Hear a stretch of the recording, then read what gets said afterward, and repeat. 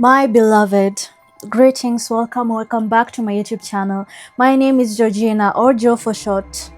You can call me whatever you feel like. And today we will be discussing Alexander the Great. This is the part where I state all my woes and I try to get sympathy from you. So on today's episode of How Can You Sympathize with Georgina, I do not know how to pronounce 90% of these names, but I will write them down so you won't be so lost, but just bear with me.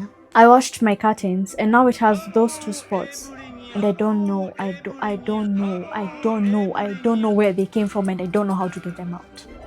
I am stressed. Alexander the Great is a name heard from many generations before and will be heard for many generations to come. But for many, unfortunately, that's all it will ever be, a name.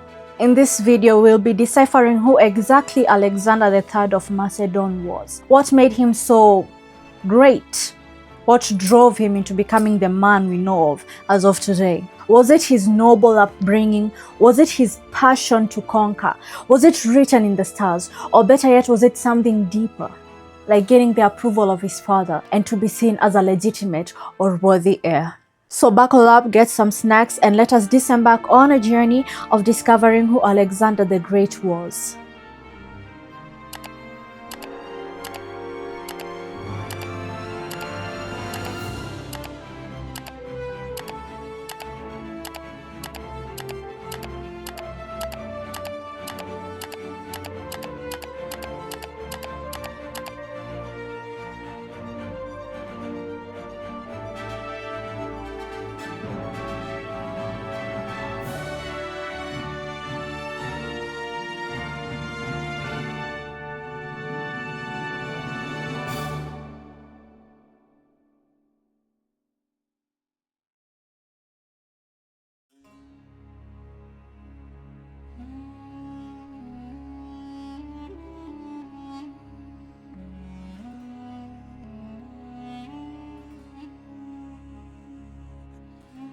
On the 20th of July, 356 BC, Alexander III was born at Pella, the capital of Macedon. He was born to King Philip II, who was the king of Macedon at the time, and Olympias, his fourth wife. Alexander was only half Macedonian, as Olympias was the daughter of Neoptolemus I, king of Epirus.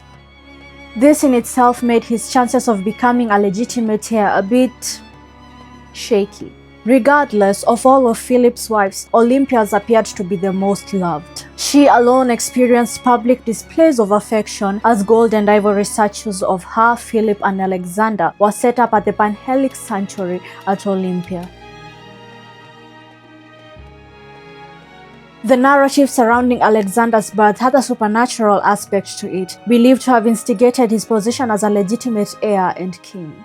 On the eve of her marriage to Philip, Olympias dreamt of a thunderbolt striking her womb, implying that the father of Alexander was in fact Zeus.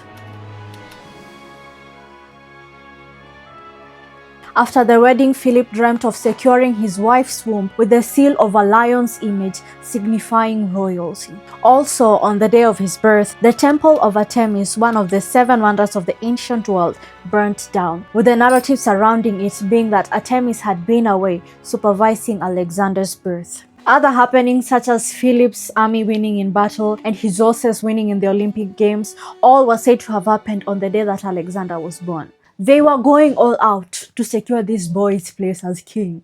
Alexander, being a noble in Macedon, grew up learning to read, play the lyre, ride, fight, hunt. When he was 10, a trader from Thessaly wanted to sell Philip a horse for 13 talents. But to Philip's dissatisfaction, the horse refused to be mounted and he immediately wanted it sent away. Alexander, on the other hand, looked into the problem instead of immediately dismissing the horse. He figured out that the horse was afraid of his shadow and requested to tame it, which he successfully did. Philip was satisfied by Alexander's bravery and ambition and immediately bought the horse for him. Alexander named the horse Bucephalus, and during his campaigns, Bucephalus would carry him all the way to India. At the age of 13, Philip chose Aristotle to be Alexander's tutor. In return, Philip would rebuild his hometown Stagaria, which he had completely destroyed, and repopulate it by buying and freeing slaves and also pardoning the exiled. Philip provided the temple of the nymphs at Mieza as a classroom. It was like a boarding school for Macedonian nobles, like Ptolemy, Hephaestion. I hope I'm pronouncing that well. I am not. But Cassander.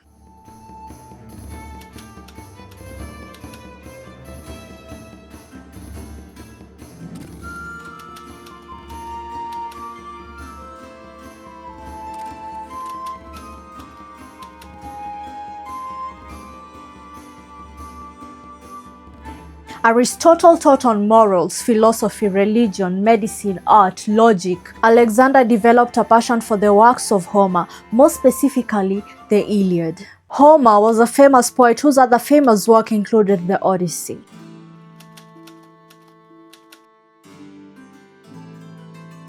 Aristotle would give him an annotated copy, which Alexander would carry in his future campaigns. In his youth, Alexander was acquainted with Persian exiles at the Macedonian court who were under the protection of Philip. Amongst them was Bazine, possible future mistress of Alexander, and her father. With this, Macedon was able to have some insight on Persian issues. At the age of 16, Alexander's education under Aristotle came to an end. Philip had waged war against the Thracians at the north, leaving Alexander as regent and heir apparent. In Philip's absence, a Thracian tribe, Maidi, rebelled against Macedon. Alexander's response was fast and effective, driving them away from their territory, colonizing it, and the city Alexandropolis was founded. In 338 BC, at the age of only 18 years old, Alexander played an important role in the Battle of Chaeronea. Philip commanded the right wing, and Alexander and a group of Philip's trusted generals commanded the left. Amidst the battle, Philip commanded his troops to retreat. The Athenians fell into Philip's trap, following him and breaking their lines. Alexander took this opportunity to break the Theban lines, followed by his generals. Their enemies were now exposed. Philip ordered his troops to press forward and quickly defeated the Athenians. The Thebans, now left to fight alone, were also defeated. At Corinth, Philip established a Hellenic alliance, which we'll discuss later. He was named Hegemon, and it was during this time when he announced his plan to attack the Persian Empire. Hegemon! I just know that is so incorrect. But like, how could I have done it? Do you want me to announce Hegemon? Hegemon. I mean, Hegemon sounds classy. It sounds like something serious, which this is. So like, let a girl be with her Hegemon. On his return to Pella, Philip ended up marrying Cleopatra Eurydice, a Macedonian woman, and niece to his Atlas, and niece to his general Atlas. Not his Atlas, general.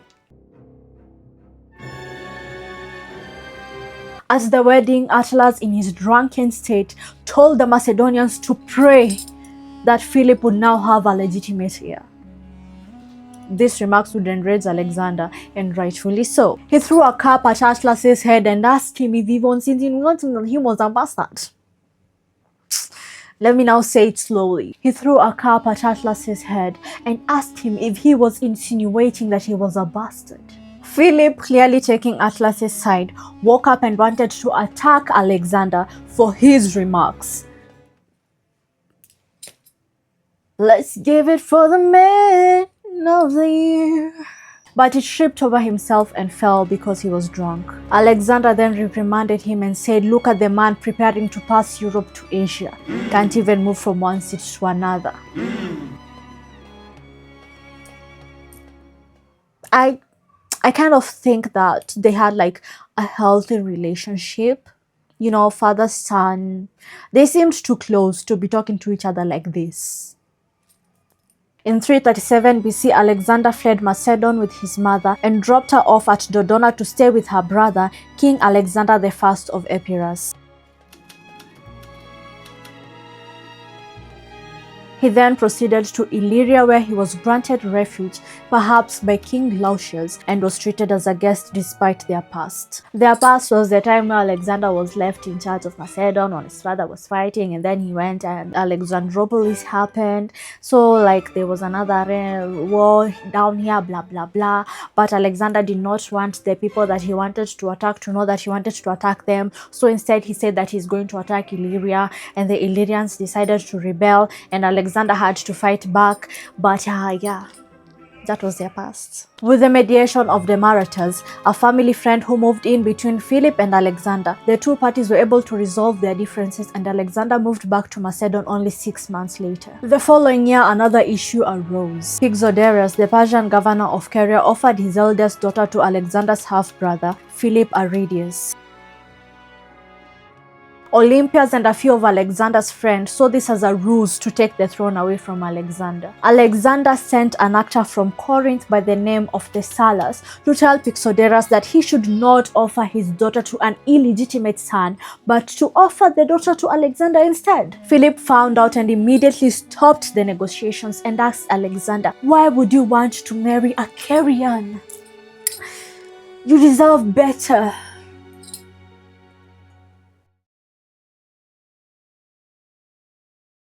Philip exiled 4 of Alexander's friends, I'm assuming the ones who are in on this, and asked the Corinthians to bring Thessalus to him in chains. Acting has never been an easy job. Never. The industry in October 336 BC at Ig, while attending the wedding of his daughter Cleopatra to Alexander I of Epirus, Olympus's brother, Philip was assassinated.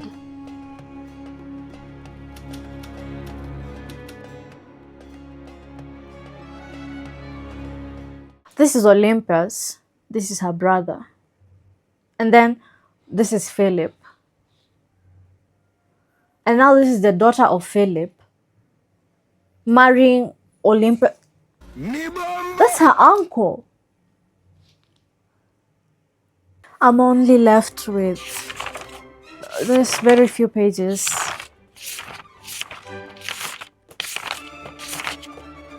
I'm not even stressed out.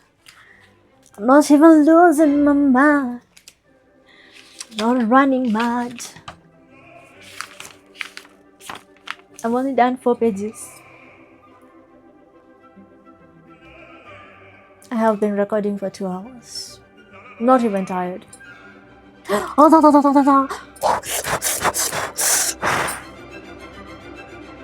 I have like 4 more hours of recording, and hey.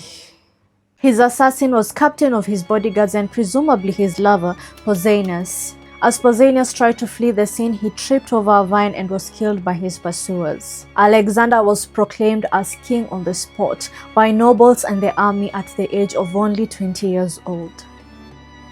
But before he could settle in his throne, he had to weed out any potential threats. He had his cousin Amyntas IV executed, together with 2 Macedonian princes involved in the assassination of his father. I'm assuming they did this to increase their chances of acquiring the throne. Cleopatra Eurydice and her daughter Europa were scorched as an order from Olympias. This led to Alexander ordering the murder of Atlas, as the death of his niece made him a liability. However, having the throne was not enough for Alexander. He wanted to disembark on Philip's conquest on campaigning against the Persian Empire. But before he could do that, he had to make sure his home grounds were stable. On Philip's death, rebellions from northern borders and central Greece ensued. Alexander rode south towards Thessaly. Having appeared in their rear and catching them off guard, the Thessalian army surrendered and they were added to Alexander's force. Athens sued for peace and they were spared. Alexander headed south to Corinth, where during his stay he took the title of hegemon, who was the leader of the League of Corinth like his father. The League of Corinth, also known as the Hellenic League, was an anti-Persian alliance of most Greek cities except Sparta that was established by Philip II.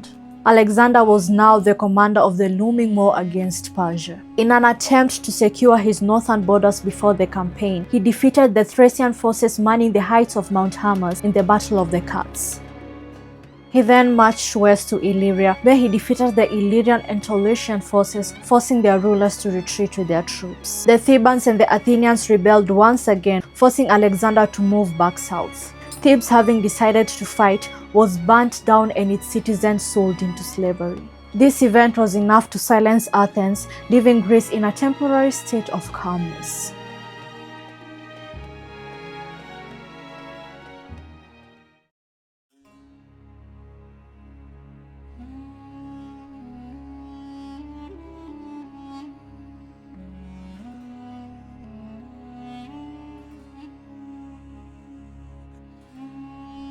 In 334 BC, Alexander crossed Hellespont with the intent of conquering the Achaemenid Persian Empire, taking over after his father. He accepted Asia as a gift from the gods by throwing a spear onto its soil, showing his eagerness to conquer. This campaign is also believed to have been Alexander's avengement on the Persian invasion on Greece a century earlier. Alexander's army comprised of about 40 to 50,000 men, depending on the source. The Sarissa, Philip II's invention, gave the Macedonian troops compact advantage in battle. The Sarissa was an 18 to 22 foot long hunting spear with an iron tip at its head. It could penetrate heavy armor and impale charging cavalry. It was for this reason that during battle, their formation had the phalanx at the front center, making their center basically unbreakable. In the Battle of the Granicus, King Darius III sent some of his governors into the battlefield as opposed to him, possibly assuming Alexander was not a threat at all, a decision that would haunt him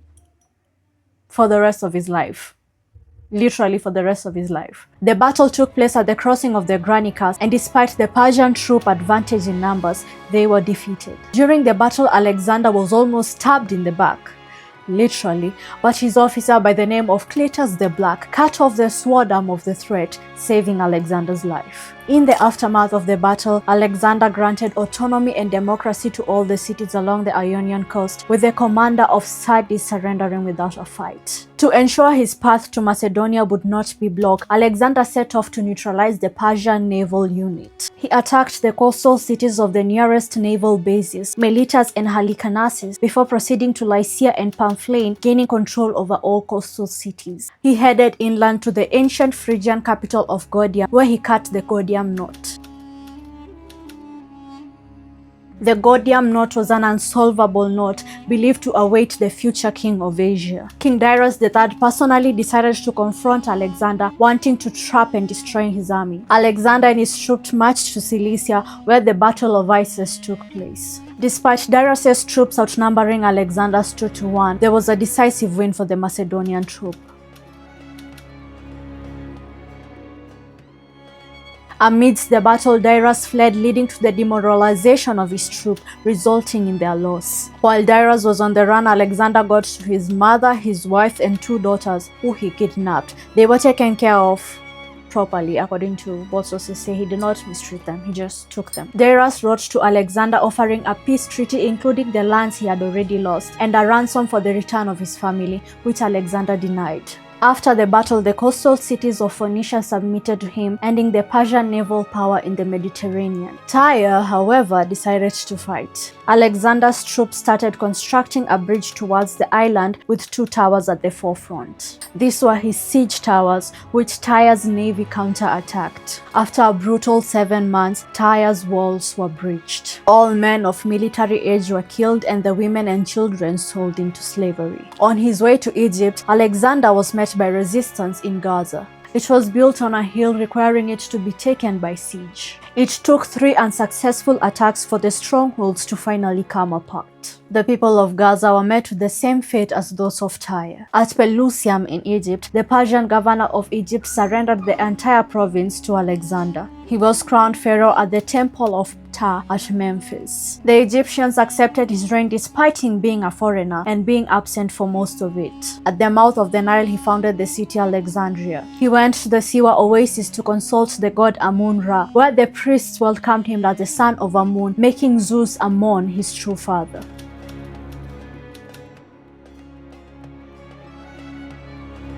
Alexander then set back to Asia in 331 BC, and during this time, trouble started brewing in Greece. King Agis III of Sparta decided to rebel Alexander's rule. Remember, Sparta was not part of the League of Corinth, but neither was it under Persia. It was independent. But this time Sparta allied with Persia to rebel the Macedonian rule. Antipater, who was the general Alexander had left in charge of Macedonia, defeated and killed King Agis in the Battle of Megapolis. Even the legendary unbeatable Spartan troops were no longer a match for the Macedonian army.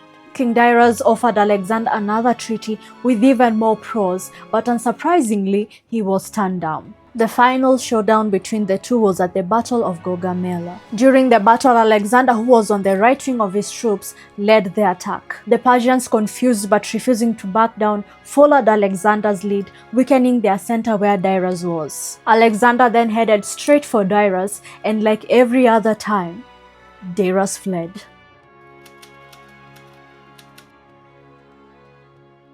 Despite their advantage in numbers, the Persians lost to Alexander again, leaving the road to Babylon wide open. Babylon was the empire's main capital, and it was here where officials recognized Alexander as the rightful ruler. He went to Susa, where he captured its treasury and took his seat at the royal throne of Persia. He then set off to Persepolis, the Persian ceremonial capital. At the Persian gates, his troops were held up by the Persian forces for an entire month. Alexander maneuvered through a path in the mountains, encircling and killing the Persian forces guarding the gate. He entered Persepolis wanting to appear to the Persians as the legitimate successor of King Darius. During his stay, however, one of two things happened. Either a fire broke out and razed the entire city, or Alexander intentionally burnt it down as retribution for the Persian invasion of Greece and the burning of Athens' sacred temples in 480 BC. I just saw my reflection as I was playing back the initial clip on the dark part of my screen, and I nearly died. He then turned back his focus to Darius, who was taking refuge at Ecbatana in Media. Alexander came after him, prompting him to flee east in the hopes of raising new armies in Bactria, Sogdia, and Parthia. I think Parthia. But as Alexander closed in, an immediate threat surfaced. Not Alexander, not the Macedonians, but one of his kinsmen, Bessas. Bessas imprisoned and murdered Darius and proclaimed himself as the new ruler of the Achaemenid Empire. Alexander, displeased by these events, ordered for Darius to be buried next to his Achaemenid predecessors in Persepolis. He now had a new target, Bessas, who he viewed as a usurper, and set out to find him. On his way to Aria, Alexander fought against revolts instigated by King Satibanzanes, who had initially feigned submission. Satibanzanes was killed in single-hand combat by one of Alexander's men. Alexander then went on to found the city of Alexandria Aria. In Frada, a plot against Alexander's life came to light. Philotas, his officer, was presumed to be a culprit because he did not alert him, and he was killed. He then ordered assassins to go and kill Parmenion, Philotas' dad, to halt any plans of avenging his son. During this time, he founded Alexandria Arachosia while he was still on the hunt for Bessas, and at Kunduz, just like poetry, Bessas was betrayed by Spitamenes, one of his own men. Spitamenes handed him over to Ptolemy, and Alexander sent him to Persia, where he was executed as a king murderer. Spitamenes then instigated several revolts against Alexander in Sogdia, leading to Alexander defeating several tribes by assault. Near the Jaxartes River, Alexander founded Alexandria Eschate, meaning the farthest, as he had now reached the edge of Achaemenid Persia. He lured the Scythians near Jaxartes and defeated them in the Battle of Jaxartes. He then campaigned against Spitamenes, defeating him in the Battle of Gabai. After defeat, Spitamenes was killed. Do you want to guess by who? I don't know. The Macedonians, some enemy. No.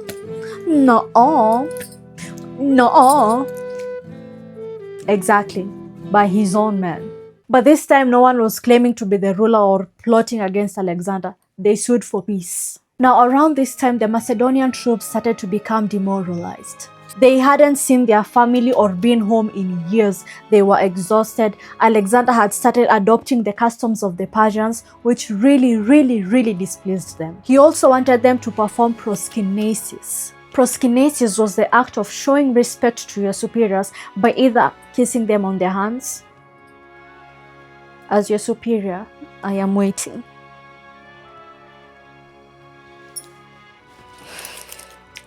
Thank you. Or lying on the ground. You know that thing like when you're on your knees and your foot is touching the ground, like fully on the ground. And his soldiers refused, like, come on now. Come on. Come on. Imagine we have been with you through all this time. We have suffered with you. We have cried with you. Many of us have died. And now this is how you want to treat us. Okay. Excuse you. Excuse you. At Marakanda, Cletus the Black, the man who had saved Alexander's life in the Battle of the Granicus, was killed by the man whose life he saved. I'm talking about Alexander. Look in. Look in.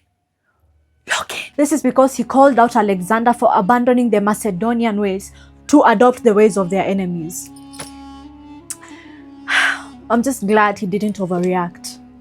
Another assassination plot was uncovered, instigated by Hemolas, one of his royal pages and son of Sopolis, a nobleman. Hemolos was stoned to death. The other presumable culprit was his official historian, Callisthenes. He was tortured and thrown into prison, where he later died. In 327 BC, Alexander married Roxana, the daughter of a Bactrian lord who he was infatuated with. The union also served as a political move to end local revolts against his rule.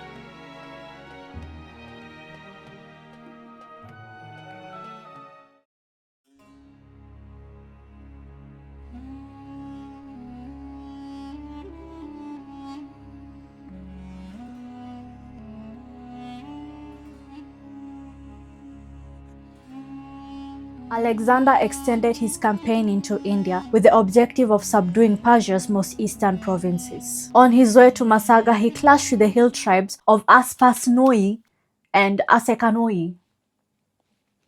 I have mispronounced those as well, but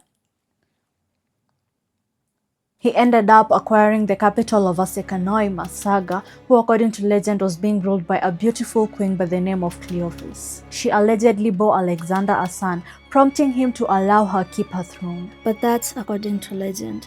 The believable story, or rather the story that I found most believable, was that the son to Cleophas was actually the ruler of Masaga, but he died in one of the fights that Alexander was having with the tribes on his way to Masaga. After his death, his mother became the ruler of Masaga, and she did try to fight against Alexander but eventually lost and decided to surrender, and she was allowed to keep her throne. The ruler of Taxila, Ambi, submitted to Alexander's authority. An alliance formed between the two proved to be beneficial to Alexander's troops. Ambi provided Alexander with his own forces. He provided provisions for Alexander's troops. He assisted in the constructions of the bridge over the Indus and also contributed generously to the equipment used in the Battle of the Hydaspes. Alexander crossed the Indus and won a fierce battle against King Porus in the Battle of the Hydaspes. Due to the presence of war elephants and their unfamiliarity with Macedonians, Alexander's troops had a lot of casualties. The aftermath of this battle gave Alexander control over Punjab. Also impressed by Porus's bravery, he made him governor of his current land, adding it up to Haiphassis. Choosing a local would serve as a political strategy to help him control these lands that were far away from Greece. He founded two cities at the opposite side of the Hydaspes River. One was Bucephala, honoring his horse which has died around this time, and Nicaea, meaning victory. At the Haiphassis River, his army mutinied, refusing to go any further. They were exhausted, and by this time they hadn't seen their family in almost 8 years. There was also the impending threat of a larger force awaiting them on the other side. Displeased but defeated, Alexander turned around and headed south to the sea, a journey that took 10 months. Of course, it wasn't smooth sailing. At least not yet, as they ended up fighting the Malians on their way. In this battle, Alexander suffered a near-fatal wound on his chest, some accounts suggesting that an arrow had pierced through his armor and into his lung.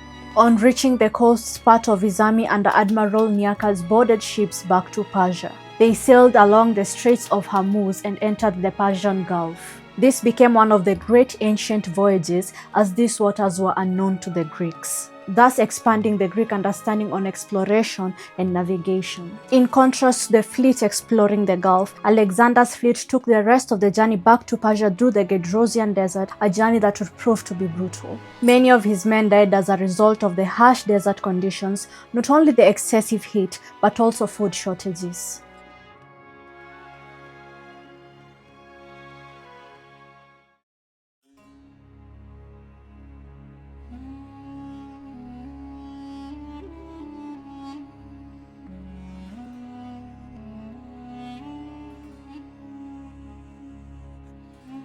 On his way to Susa, presumably Persepolis, Alexander executed several of his governors. During his absence, they had ruled unjustly and also robbed tombs and temples. While at Susa, Alexander decided to show gratitude to his men. He paid off their debts, planned to send off old and disabled veterans back to Macedonia, and also had a mass marriage between his officers and the Persian women and other noble women to bring harmony among his Persian and Macedonian subjects. Regardless of him trying to appease his men, they mutinied again at Opis.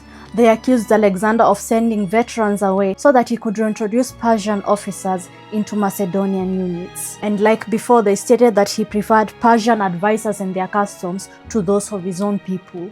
In retaliation, Alexander awarded Macedonian military titles to the Persian units. The Macedonians, shaken up, backed down and apologized to Alexander. He gave them a speech on all the glories they had won together, lifting their spirits once more. This led to a large banquet in honor of their reconciliation. Alexander traveled to Ecbatana, where a heartbreaking incident took place. Hephaestion, his close friend, died of a fever or poisoning. I mean, we've seen how these people operate. This left Alexander extremely devastated, but due to the love he had of his friend, he ensured that he had a proper send-off. He ordered the preparation of an expensive funeral pyre in Babylon and a season of public mourning. A funeral pyre is a wooden structure built on top of a fire used in the cremation of bodies. In Kosia, a group of mountain raiders had been causing havoc for the Persian kings. Alexander subdued them, an achievement not done by any Persian king, who would instead choose to pay tribute to the raiders to ensure safe passage. Back at Babylon, embassies of people had come to recognize his greatness. Ethiopians, Libyans, European Scythians, Lucasian, Etruscans, Gauls, Iberians. In June 323 BC, Roxana was heavily pregnant with Alexander's son, and at the palace of Nebuchadnezzar II, Alexander died at the age of 32.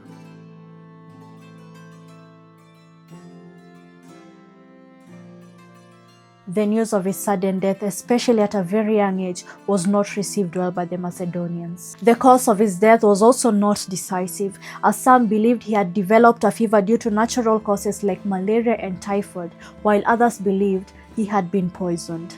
Not far-fetched at all. Though the cause of his death still remains a mystery, there are consistent accounts suggesting that he lived the last 2 weeks of his life in extreme agony. Alexander's funeral procession was set for Macedon but was seized by Ptolemy and taken to Memphis. The sarcophagus was then taken to Alexandria, where it stayed for a while before vanishing, never to be seen again. Alexander's empire, though vast and strong, was very unstable. His only known heir, Alexander IV by Roxana, would have taken it up, but despite having the protection of Olympias, he and his mother were killed in 310 BC. Philip, his half-brother, also a potential heir, was murdered. The empire Alexander had fought blood, sweat, and tears to acquire ended up being divided through warfare among his generals.